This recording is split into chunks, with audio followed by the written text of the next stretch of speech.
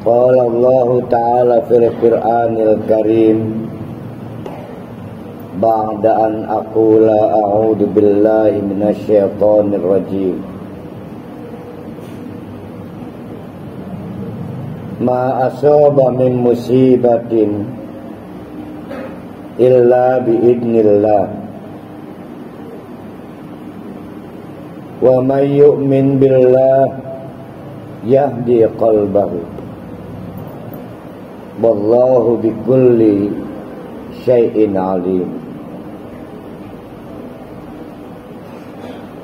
Maqal aidan wa likulli ummatin ajal fa idza jaa ajaluhum la yastakhiruna sa'atan wa la yastaqdimun. Ma'asyiral muslimin, jamaah salat Jumat yang berbahagia, insyaallah apa yang akan kita jadikan topik pada hari ini adalah ayat yang tadi kita baca, bahwa tidak ada kejadian yang tidak di bawah kendali kekuasaan Allah. Semua apapun yang terjadi, tragedi sekalipun termasuk yang terjadi di Cianjur atau sebelumnya di Kanjuruhan Malang, ada dalam genggaman kekuasaan Allah. Tinggal masalahnya kita yang mendapatkan ayat Allah. Semua yang terjadi adalah bagian dari ayat Allah. Dengan teknologi, maka kita dengan mudah menangkap ayat Allah itu. Kita lebih beruntung dibanding orang-orang tua kita dahulu, di mana satu peristiwa tidak dengan mudah diberitakan, diinformasikan, ditonton, dilihat dalam waktu cepat oleh banyak orang. Tapi dengan teknologi pada hari ini, maka dengan mudah kita melihat dalam waktu yang tidak relatif berlangsung lama berbagai kejadian, dan itu adalah ayat-ayat Allah. Maka Allah menegaskan, wa may yu'min billah, siapa yang memiliki komitmen kuat beriman kepada Allah, maka yahdi qalbah, maka akan mendapatkan hidayah dari berbagai tragedi yang telah kita saksikan, berbagai kejadian yang telah kita lihat. Semua adalah sumber hidayah. Banyak yang tidak beruntung silih berganti, kejadian terjadi di depan atau terdengar atau dilihat, tapi tidak merubah hidayah apapun. Dari arah belakangnya saddan ada tembok, dari arah depan juga ada saddan ada tembok. Tertutup sumber-sumber hidayah. Maka hikmah yang harus kita petik dari setiap peristiwa adalah seberapa mampu kita menjadikan peristiwa apapun sebagai sumber hidayah. Kita mengetuk hati kita agar peristiwa apapun adalah ayat Allah, dan setiap ayat Allah adalah sumber hidayah. Betapa beruntungnya siapapun di antara kita yang mendapatkan hidayah dari berbagai apapun yang terjadi, termasuk yang terjadi di Cianjur. Kita tidak membicarakan berapa ribu rumah yang hancur, tapi kita membicarakan begitu banyak orang. Tidak ada yang menduga akhirnya meninggal juga, wafat juga, ratusan jumlahnya. Sebelumnya tanpa bencana alam sekalipun, di suatu stadion ratusan nyawa juga melayang. Tidak ada satupun orang yang menduga bahwa dia akan meninggal. Mereka akan meninggal. Saudara kita akan meninggal. Betapa pahitnya kalau di antara mereka yang meninggal dalam keadaan ahli maksiat. Karena itu adalah azab. Dan betapa beruntungnya kalau yang meninggal itu adalah ahli ibadah. Karena mereka pasti adalah orang-orang yang dijamin syahid, ahli surga. Tapi siapa yang bisa menduga kapan kita mati?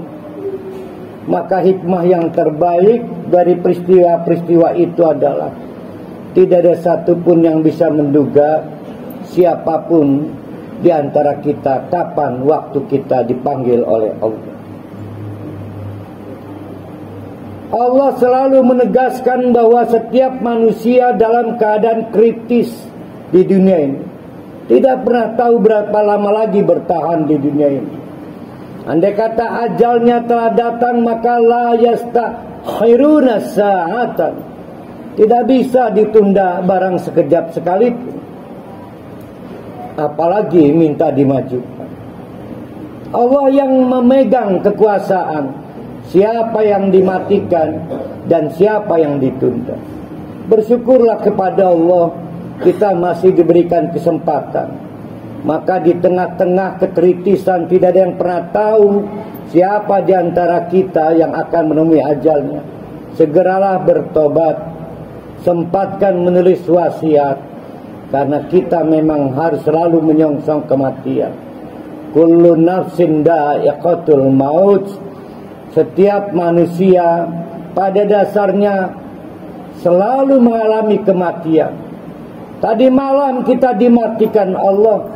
Alhamdulillah, yang hadir pada hari ini di masjid ini adalah bagian yang beruntung. Dihidupkan lagi oleh Allah tadi pagi. Maka kita berterima kasih, berdoa kepada Allah.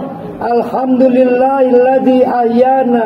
Ya Allah, terima kasih Engkau hidupkan kami kembali. Ba'da amatana. Setelah semalaman kita dibuat mati. Tidak ada kalimat dibuat tidur. Dan tidak ada yang bisa memastikan besok kita hidup lagi. Faktanya hari ini dengan belas kasihan Allah, Rahman dan Rahim Allah, kita masih saja diberi kesempatan hidup. Ayolah kita tangkap maksud kebaikan Allah. Kita masih diberi kesempatan bertobat. Berbaik-baik melihat anak keturunan kita, kita tulis wasiat. Wasiat-wasiat kebaikan. Karena idza mata ibnu Adam, apabila telah selesai kita dinyatakan wafat, berakhir waktu di dunia ini, maka putus kesempatan kita beramal. Illa min salasin, kecuali tinggal 3 perkara yang masih terkoneksi selama kita di alam barzakh. Yang wafat adalah berakhirnya kehidupan dunia. Tapi kehidupan lanjutan berlangsung di alam kubur, di alam barzakh. Kita menunggu malaikat meniup trompet, tanda kiamat terjadi. Trompet berikutnya ditiupkan, tanda semua dibangkitkan kembali. Dikumpul paksa di padang mahsyar, dihisab satu persatu. Maka akan diketahui siapa yang akan di neraka dan siapa yang akan di surga. Maka ada peluang emas selama di alam barzakh. Alam menunggu sisa-sisa waktu kita meraih pahala. Tapi hanya 3 peluang yang bisa kita peroleh. Yang pertama adalah sedekahun jariyah. Sedekah jariyah. Maka periksa kembali sudah seberapa banyak kita menginvestasikan harta kita agar kita temukan kembali di akhirat dan terus menerus memberikan kontribusi pahala walaupun kita sudah berakhir di dunia ini, berpindah tempat di alam barzakh. Perbanyak infak, perbanyak sedekah. Allah memberikan kesempatan kita hidup, memperpanjang Tadi pagi kita dibangunkan oleh Allah, dihidupkan kembali, maka ada waktu buat kita mengelola dengan cerdas dan baik harta-harta tersisa kita untuk kita investasikan di akhirat. Sedekahkan, infakkan selama ma tuhibbun, selama masih ada unsur kecintaan kita pada barang itu. Jangan menginfakkan barang yang sudah tidak kita cintai, karena dia menjadi sia-sia. Sedekahkan barang yang masih kita cintai. Mobil kita, motor kita, perhiasan-perhiasan istri kita, semua adalah barang-barang yang kita cintai. Sebelum Allah memanggil kita dan tidak ada peluang lagi, maka barang-barang itu akan terus mengirim pahala kendati pun kita sudah mengakhiri dunia ini. Yang kedua adalah ilmun yuntafa'u bihi. Maka hati-hati kepada anak-anak kita. Orang lain jangan mengajarkan sesuatu yang tidak baik, sesuatu yang tidak bermanfaat, karena itu akan mempengaruhi keberuntungan kita di alam barzakh. Apabila anak-anak kita melaksanakan amalan soleh karena apa yang kita ajarkan, jangan khawatir, tidak perlu minta kiriman pahala. Allah memastikan kita akan mendapatkan pahala sebesar pahala yang dilakukan anak-anak kita. Dan yang terakhir adalah waladun sholihun, anak yang soleh, yad'u lahu, yang punya charity, yang punya empati kepada orang tuanya. Hari ini kita menghadapi situasi sulit.